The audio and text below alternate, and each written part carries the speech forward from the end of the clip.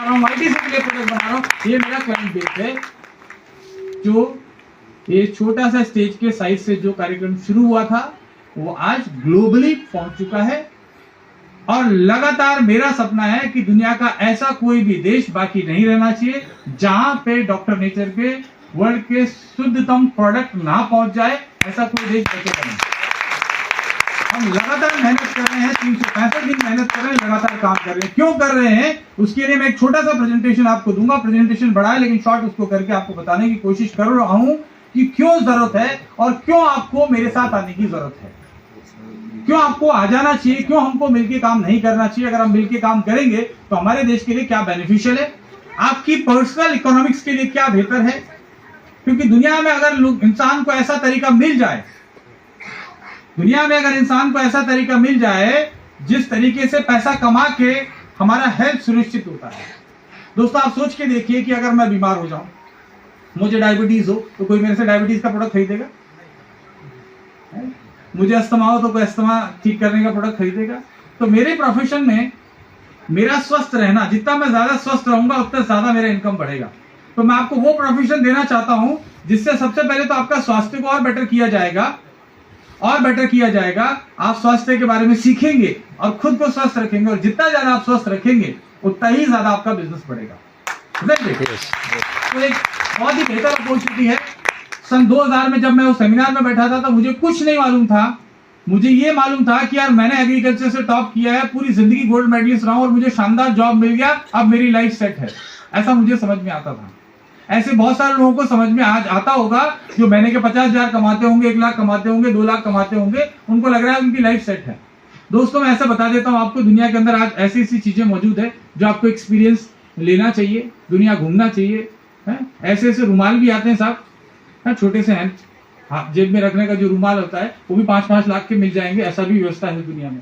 तो देखना चाहिए दुनिया में क्या हो रहा है और पैसे से क्या क्या कर सकते हो। कि आप बहुत सारा पैसा, अगर मैं आपको कहूं कि 10-10 लाख रुपए गौशाला के लिए डोनेट कर दीजिए, कितने लोग दे देंगे आज मुझे?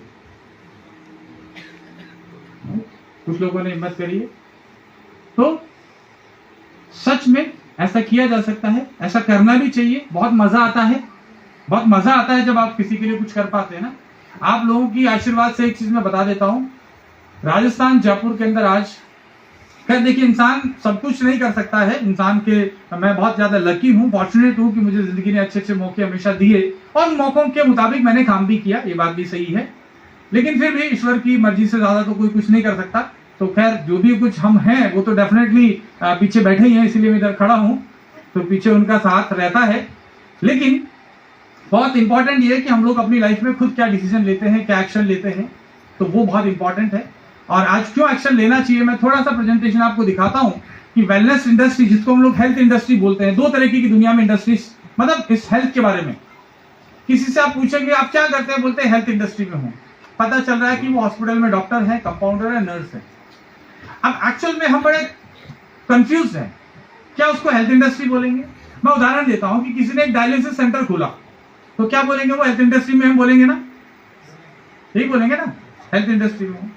अच्छा, अब डायलिसिस सेंटर उन्होंने खोला, 1 करोड़ का इन्वेस्टमेंट लगाया, 5-10 डायलिसिस की मशीन लगाई, अच्छे डॉक्टर बैठाए। अब पहला दिन उनका शुरू होता है, इनॉग्रेशन में आप सब लोग गए, बहुत सारे दोस्त उनके गए। अब वो जैसे मेरे इनॉग्रेशन में लोग आए थे तो मैंने सबको क्या कहा कि जरूर आइएगा, फिर सेवा का मौका जरूर देना, वीट घास पीना, स्वस्थ रहना, खून बढ़ेगा, जवान हो जाओगे, बहुत सारे फायदे होंगे। अच्छा, जो जिसके रिश्तेदार वहां गए होंगे डायलिसिस सेंटर में, वो क्या कहेंगे, जरूर आइएगा, फिर सेवा का मौका देना, पूरे परिवार के साथ में आना, पड़ोसियों को भी लाना, सबको लेके आना। तो भाई साहब ऐसा कोई नहीं जाएगा तो वो धंधा कैसे चलेगा? सुबह पहले अपने जाके वो अपने ऑफिस में, अपने क्लिनिक पे, अपने सेंटर पे पूजा करते होंगे, भगवान से क्या कहते होंगे, हे ईश्वर मेरे अंगुल में किसी को किडनी खराब ना हो, ऐसा बोलते होंगे।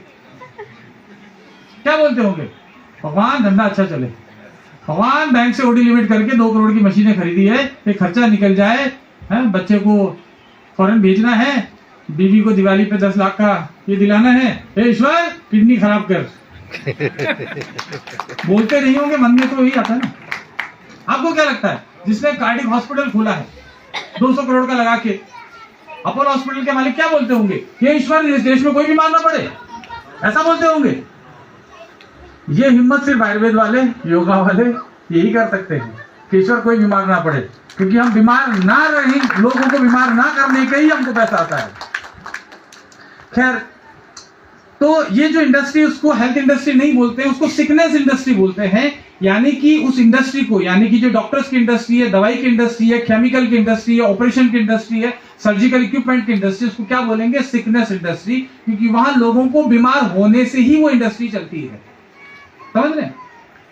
बीमार होना जरूरी है उस इंडस्ट्री को चलने के लिए, जबकि वेलनेस इंडस्ट्री को चलने के लिए बीमार होना जरूरी नहीं है।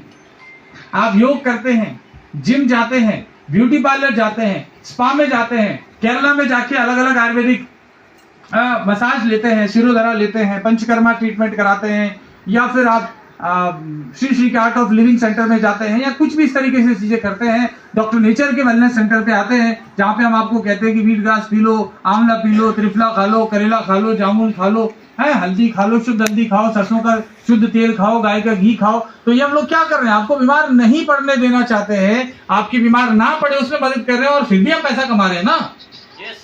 तो ये तरीका बेहतर है, या फिर वो तरीका कि हे ईश्वर किडनी खराब कर, हे ईश्वर पैंक्रियाज खराब कर, हे ईश्वर लोगों को आज पिज्जा खाने की सद्बुद्धि